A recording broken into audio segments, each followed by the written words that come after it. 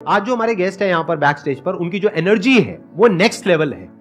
वो इंडिया के सबसे पॉपुलर मोटिवेशनल स्पीकर्स में से एक हैं। Please give an energetic and warm welcome to the one and only Sonu Sharma.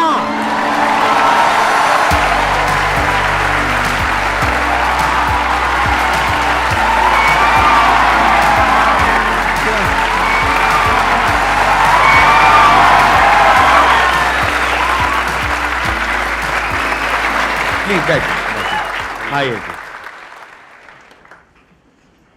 सबसे पहले तो गुस्सा है इन पे बहुत ज़्यादा। क्या गुस्ताखी हो गई सर? देखो, ऐसा होता है कि आपके जो ऑडियंस है ना, वो आपको बार बार प्रेशराइज कर रहे हैं। आप वहाँ गए, आप वहाँ क्यों नहीं जा रहे? अरे मैंने कहा अच्छी बदमाशी नहीं जाते हम। तो नाक में दम कर दिया लोगों ने आपकी वजह से। आना ही पड़ा। मतलब इतने मैसेज, अब तो 2-3 दिन से तो धमकी वाले भी आ रहे हैं, जाओगे कि नहीं जाओगे।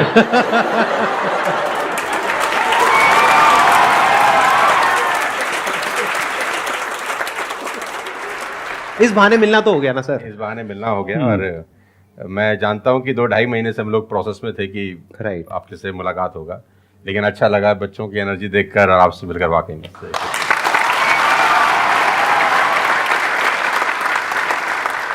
अब बताइए कौन है जो इनसे कुछ क्वेश्चंस पूछना चाहते हैं? मेरा क्वेश्चन ये है कि जब आपका लाइफ का एक स्ट्रगलिंग फेज था, तो उस टाइम पे आपको गिव अप करने का फीलिंग आया होगा, तो उस फीलिंग को हमें कैसे टैकल करना है या फिर आपने कैसे टैकल किया? देखो, जब आपका वाई बहुत क्लियर होता है ना, तो आप गिव अप कभी भी नहीं करते।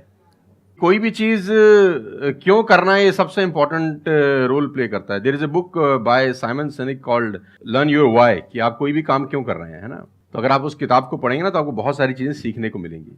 वाई बहुत इंपॉर्टेंट है। मतलब अगर आपका वाई क्लियर है ना, तो कोई भी ऑब्स्टिकल गिराने के बाद, आप गिरने के बाद, नीचे गिरने के बाद आप अपने आप उठ खड़े हो जाते हैं। तो वाई स्ट्रांग होना चाहिए, और वही लोग उठने ही खड़े होते हैं जिनका वाई स्ट्रांग नहीं है। मैं एग्जांपल देके समझाता हूं आपको। फॉर एन एग्जांपल, मैं आपको वुडन स्ट्रोक दूं, 2 फुट जिसका विड्थ हो और 30 फीट जिसका लेंथ हो, और आपको बोलूं मैं यहां से वहां आपको ट्रेवल करना है उसके ऊपर चल के, और मैं आपको 10,000 रुपये दूंगा, तो आप चल लेंगे बहुत आराम से। आप सवाल को ट्विस्ट करते हैं।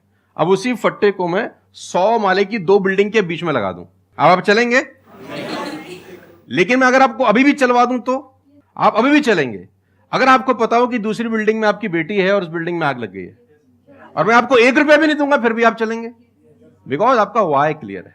जब जब आपका वाई क्लियर होता है ना, तो कोई भी ऑब्स्टिकल, कोई भी गिरावट आपको कभी रोक नहीं सकती। लेकिन जब वाई क्लियर नहीं होता, तो छोटी सी छोटी ऑब्स्टिकल भी आपको वापस ले जाती है जहां से आपने जर्नी स्टार्ट किया होता है। वाई इंपॉर्टेंट है। आप सबसे मेरा एक क्वेश्चन है, आप कैसे बनना चाहते हो? जैसे एक होता है कि जरा सा भी कोई थोड़ी सी भी प्रॉब्लम आई तो रोने लग गए, परेशान हो गए। एक ऐसी पर्सनालिटी आपकी हो सकती है कि आने दो, जो आ रहा है आने दो, देख लेंगे, संभाल लेंगे। वो किसके अंदर हो सकता है? जिसने बहुत सारी छोटी छोटी प्रॉब्लम्स को फेस किया है, वही तो बोल सकता है ना आने दो। इस बात को अच्छे से समझ लो कि स्ट्रांग बनते कैसे हैं। स्ट्रांग बनते हैं प्रॉब्लम से, फेलियर से, स्ट्रगल से, सक्सेस से नहीं। सक्सेस से तो दिमाग खराब होता है हम सबका। सच बता रहा हूं आप लोगों को। अभी आप लोगों के लिए सक्सेस बहुत इंपॉर्टेंट है ना। सक्सेस से कुछ नहीं होता है। सक्सेस जब मिल जाते हैं, हम अपने कंफर्ट जोन में चले जाते हैं और दिमाग खराब हो जाता है, ईगो बढ़ जाती है। बट एक्चुअल में एक इंसान अंदर से जो स्ट्रांग बनता है ना, वो बनता है ठोकरे खा खा करके, प्रॉब्लम्स को फेस करके, स्ट्रगल्स को देख करके। तो आप जितना अभी इस एज में फेलियर्स को देख लोगे, फेलियर से डरोगे नहीं, उतना ही आने वाले 10 साल बाद स्ट्रांग हो जाओगे। With all the respect and regard to everybody, आप देखेंगे कि जो सड़क किनारे बहुत सारे लोग रह रहे होते हैं ना, तंबू वंबू लगा के कुछ सामान बेच रहे हैं टाइप्स, वहाँ देखना उनके बच्चों का इम्यून सिस्टम बहुत शानदार होता है। वो सर्दी में, जनवरी की सर्दी के अंदर वो नंगाई खेल रहा होगा सर, और हमारा पैम्पर्ड बच्चा ब्लैंकेट के अंदर उसको जुकाम हो जाता है, जरा सा हवा लग जाए ठंडा। तो जो ठोकरे हैं ना, वो आपका इम्यून सिस्टम बहुत अच्छा बना देती है। सफलता, सही कह रहे हैं संदीप जी, कि दिमाग खराब करती है। तो ये जो 5-6 साल हैं, फ्रॉम 14 to 20 और 22, यहां तो आदमी की रगड़म पट्टी होनी चाहिए दबा के। मतलब उसके तो खून के आंसू आ जाने चाहिए कि जिंदगी में भगवान ने मुझे क्या दिया है। सही कह रहे हैं, बिल्कुल सही कह रहे हैं। बता रहा हूं अपना। हाँ, जो मैच्योर लोग रहते हैं, जिनको लगता है कि यार एक कुदरत टेस्ट ले रही है यार हमारा, वो तो खुद ही बोलता है, अगर 2-4 साल कुछ ना हो ना, ऊपर देख के बोलता है कुछ कर नहीं रहे क्या। मुझसे भरोसा उठ गया है क्या? हाँ सही बात है। भेजो कुछ चैलेंज, मैं तैयार हूं कुछ बड़ा मजा करने ही नहीं के आता लिए। उसके बिना, उसके बिना मजा ही नहीं हम आता। तो लोग वो हैं कि हम गाड़ी चलाते हैं ना, 4-5 साल स्मूथ चलने लग जाए गाड़ी रोड पे, तो हम गाड़ी रोक के खुद ही खड्डा खोदते हैं सड़क पे। साला इतनी स्मूथ क्यों चल रही है? कोई ना कोई चैलेंज चाहिए यार, मजा नहीं आ रहा यार गाड़ी चलाते हुए।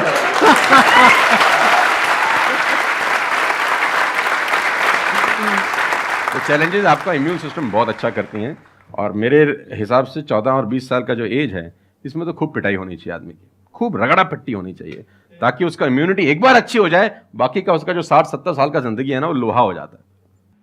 आपको खुद पे भरोसा रखना बहुत जरूरी है। दुनिया तो नहीं करेगी, ये तय है। दुनिया तो चड्डे में बम लगाएगी आपके। हाँ, तकलीफ ये नहीं है कि चड्डे में बम लगाएगी, तकलीफ ये है कि रिमोट भी अपने हाथ में रखेगी जब मन करे। हाँ, जब मन करेगी वो खास। सही दुनिया बात पे है। भरोसा नहीं करेगी, ये तय है। लेकिन अगर आपने भी भरोसा नहीं किया अपने ऊपर, तो मुझे लगता नहीं है कि वो ऊपर जाएंगे तो वो खुश होगा। वो कहेगा मैंने क्या बना के भेजा था यार, तुमने साला खुद पे ट्रस्ट नहीं किया यार। मेरा ये मानना है कि आदमी पहाड़ की चोटी से गिर जाए ना, वापस खड़ा हो जाता है। ऊंट से गिर के भी खड़ा हो सकता है, लेकिन अपनी नजर में गिर जाए ना, फिर आदमी खड़ा नहीं होता कभी। हमारे को अपनी नजर में खड़ा होना है। मेरा एक क्वेश्चन है आपसे, ये जो आप अपने वीडियोस में बार बार साला साला बोलते हो, तो आपका साला एक्चुअल में है या नहीं है? नहीं, बिल्कुल है, हष्ट-पुष्ट है। कहते ना सारी खुदाई एक तरफ। एक्चुअली मैं उसको याद करता हूँ, लोग कुछ और वही मैं सोचते हैं। आजकल का जो दौर है ना, जो मुझे कई बार लोग बोलते हैं आप साला मत बोला करिए, लेकिन साला बोलने से जो वजन बढ़ता है ना बात में, वो कुछ और शब्द उसको भरपाई नहीं कर पाता। वो उसकी भरपाई नहीं हो पाती। और कभी कभी जैसे लोग मुझे बोलते हैं मत यूज करो, ये वो आदमी है जो नेटफ्लिक्स देख रहा है और न जाने क्या क्या देख रहा है और क्या क्या सुन रहा है, लेकिन उसको मेरे से पंगा है थोड़ा सा। हर आदमी रहता है ना कि इस देश में हर आदमी से खुश हो सकता है क्या? If everybody likes you have a serious problem, है ना? अगर दुनिया में सब आपको पसंद करते हैं तो आप में कोई प्रॉब्लम है, फिर आपने कोई समझौते किए हैं जीवन के अंदर। हाँ। तो मैं वो जानबूझ के बोलता हूं, क्योंकि उसका जो वजन है ना यार, मैं और बोलना चाहता हूं और भी कुछ, लेकिन रोक लेते हो।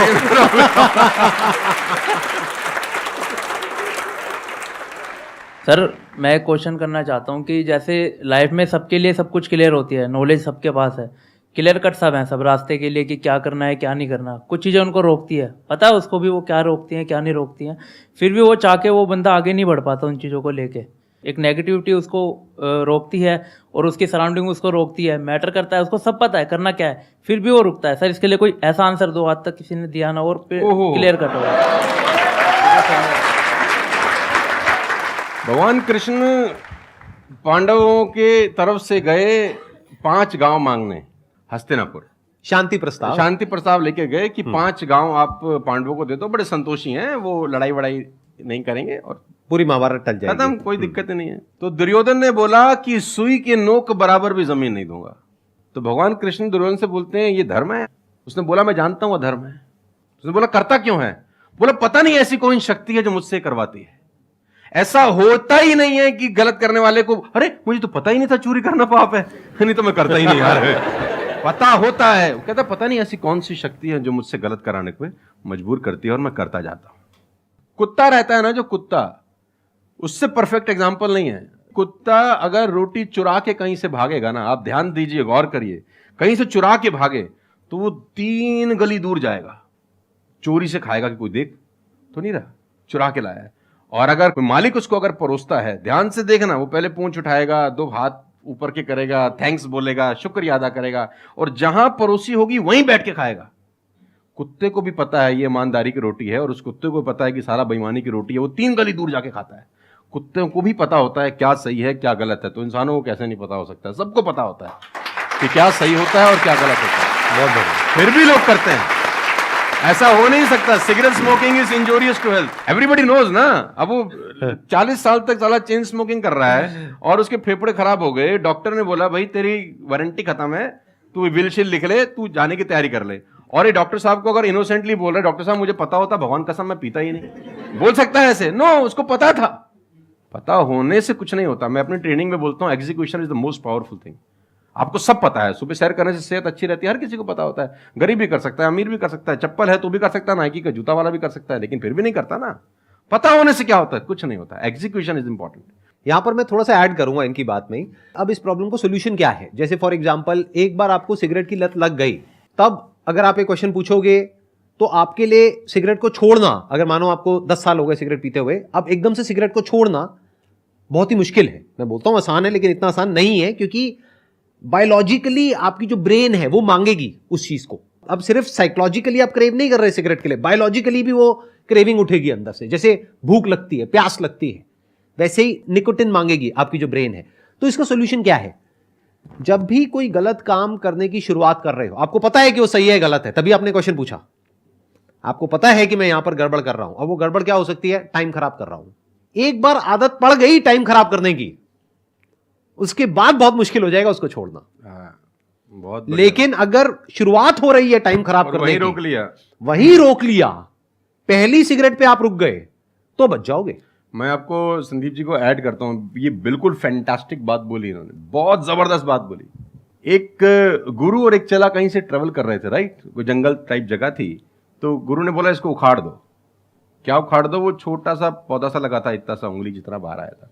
तो बच्चे ने बोला कौन सी बात है, खट से उखाड़ दिया। हाँ। थोड़ा सा और आगे गए तो 2-2.5 फुट का एक छोटा सा पेड़ था। गुरु ने बोला इसको उखाड़ दे। उसने थोड़ा सा जोर लगाया, वो भी उखाड़ दिया। फिर 4-5 फुट लंबा पेड़ था। गुरु ने बोला अब इसको उखाड़ दे।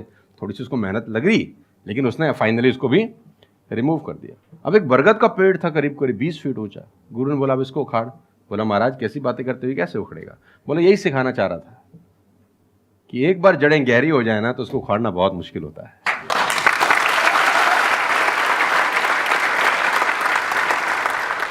मेरा क्वेश्चन ये है कि जैसे कि हम पढ़ते हैं, आजकल ये हो रहा है कि हम मैक्सिमम हमारा फोकस ये होता है कि हम पढ़ेंगे और ये चीज़ मतलब जॉब करेंगे, लेकिन ये होता है कि जब वो नहीं होता हमारे से, तो हमें मतलब हमें कुछ बड़ा सोचना चाहिए कि हाँ अब इससे भी बड़ा कुछ हो सकता है, मे बी वो ना हो, कुछ बड़ा, मतलब अपनी थिंकिंग को कैसे बढ़ाएं, वॉस करें। देखो, ये जो सोच है ना कि मुझे पढ़ना है और फिर मुझे जॉब चाहिए, ये सोच ही गलत है। अगर आप मुझसे पूछोगे तो मेरे स्टैंड पॉइंट से सोच पता है क्या होनी चाहिए?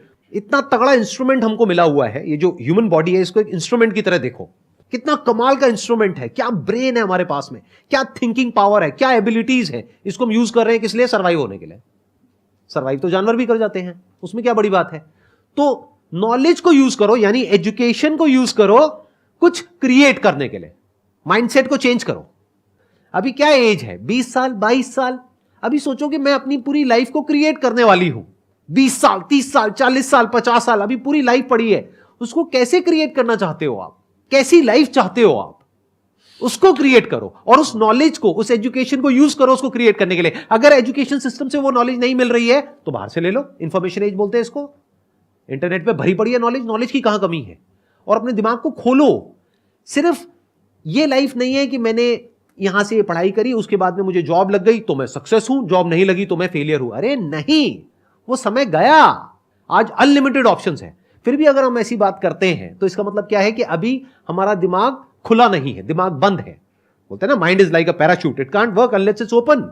तो दिमाग को खोलो, देखो दुनिया में क्या क्या हो रहा है। Job is not the only way to make money, there are lot of ways to make money. You must have that capability to create something of value for the society, for the world. अगर आप ऐसा कुछ कर सकते हो तो दुनिया तैयार है आपको पैसा देने के लिए। आप इसको ऐसे देखो, मैं आपसे एक क्वेश्चन पूछता हूं। आपकी लाइफ में मानो कोई बहुत बड़ी प्रॉब्लम है और वो किसी पर्टिकुलर प्रोडक्ट से या सर्विस से सॉल्व हो जाती है, आप पैसे दोगे या नहीं दोगे? देंगे। दोगे ना? तो और लोग भी तो आपको देंगे। इसी को तो बिजनेस बोलते हैं। मेरा एक वीडियो है, अगर टाइम मिले तो देखना, कि इस दुनिया में जंगल का शेर बनना, सर्कस का नहीं।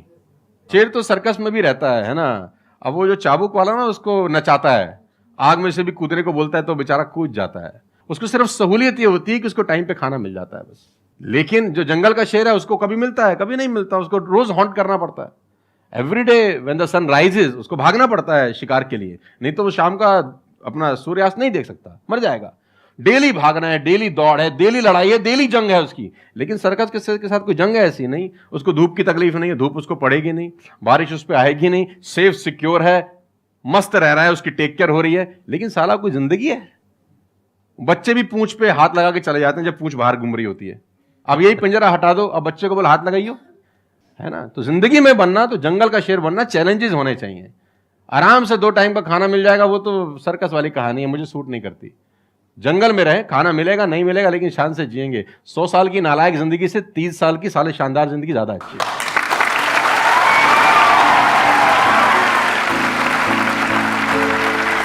Thank you so much. Thank you.